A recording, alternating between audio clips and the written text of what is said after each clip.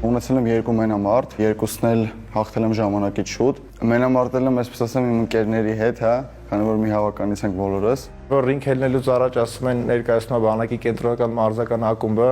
այդ ոնց որ տասնապատիկ ոգևորում է։ Բանակի կենտրոնական մարզական ակումբը ներկայացնող զինծառայողներն են բռնցքամարտի Հայաստանի մեծահասակների 2025 թվականի առաջնության չեմպիոնները 3 քաշային կարգերում։ Հանդես եմ եկել 92 կիլոգրամ քաշային կարգում, անցկացրել եմ 2 մենամարտ, երկուսն էլ ժամանակից շուտ եմ ավարտել մենամարտերը ու դարձել եմ Հայաստանի 7-ակի չեմպիոն։ Մասնակցել եմ 86 կիլոգրամ քաշային կարգում, 2017 թվականից մինչ առաջօր եղել եմ Հայաստանի չեմպիոն, թե երիտասարդների, թե մեծահասակների կազմում եմ ընդգրկվել որպես առաջին համար։ Մասնակցել եմ 80 կիլոգրամ քաշային կարգում, ունեցել եմ 2 մենամարտ, երկուսն եմ մրցել եմ շատ փորձառու մարզիկների հետ, երկուսում էլ տարել եմ հաղթանակ։ Համար ու անզիջում մրցապայքար լավագույնի կոչման արժանանալու համար այս մթնոլորտում ընթացավ բռնցքամարտի առաջնությունը, որին ընդհանուր առմամբ 100 մարզիկ էր մասնակցում, այդ թվում նաև բանակայինները, որոնք աչքի ընկան հաղթական մենամարտերով։ Միանշանակ մեր մասնակցությունը տվյալ մրցաշարում ուրիշ դեր ունի, ինչի որովհետև ներկայացնում ենք բանակի կենտրոնական մարզական ակումբը։ Փորձում ենք ամեն ինչ անել, որ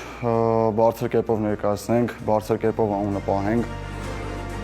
Հայաստանի բազմակի չեմպիոն Ռաֆայել Հովհաննիսյանը բռնցքամարտով զբաղվում է 2014 թվականից։ Այս ընթացքում բազմաթիվ հաղթանակներ է ունեցել թե հայաստանյան, թե միջազգային հարթակներում, որոնցից ամենատպավորիչը Ռաֆայելի համար ոսկե մեդալն է 2018 թվականի Եվրոպայի առաջնությունում։ Առաջին մենամարտը հաղթեցի, ժեստ ունեմ, պատվի առնելն է, զինվորական կեցվածքն է։ Խնդրեմ։ Ես ուզում եմ ասեմ, որ այդ ամեն ինչը ուզում եմ ցույց տամ, որ արվում է իմ հայ ազգի, իմ բանակի համար, զինվորների համար։ Այս պայմանությամբ ես զինվոր եմ։ Բանակի մարզական ասպարեզում ծառայելը մեծ պատիվ ու պատասխանատվություն է նաև Համլետ Ադամյանի համար։ 80 կիլոգրամ քաշային կարգում չեմպիոն դարձած մարզիկը այսօր էլ շարունակում է անդադար ու քրտնաջամ պարապել, որպեսզի առաջիկայում հաղթական նոր արդյունքներով ներկայացնի Հայաստանի եռագույնն ու զինված ուժերը։ Մեծ պատիվ է իհարկե, մեր մեջքի հետևը մեր դրոշն է, մեր տղեկն ենք բոլոր, ով որ ծառայում է, կապ չունի, որ մենք հիմա բանակի կենտրոնական մարզական ակումբում ենք։ Բոլորն հիմա ծառայողներն են, ով որ դիրքերում են, մենք ելնում ենք, մենք գիտենք, որ մենք էլ հիմա առաջնագիծում ենք, բայց բոքսի ասպարեզում։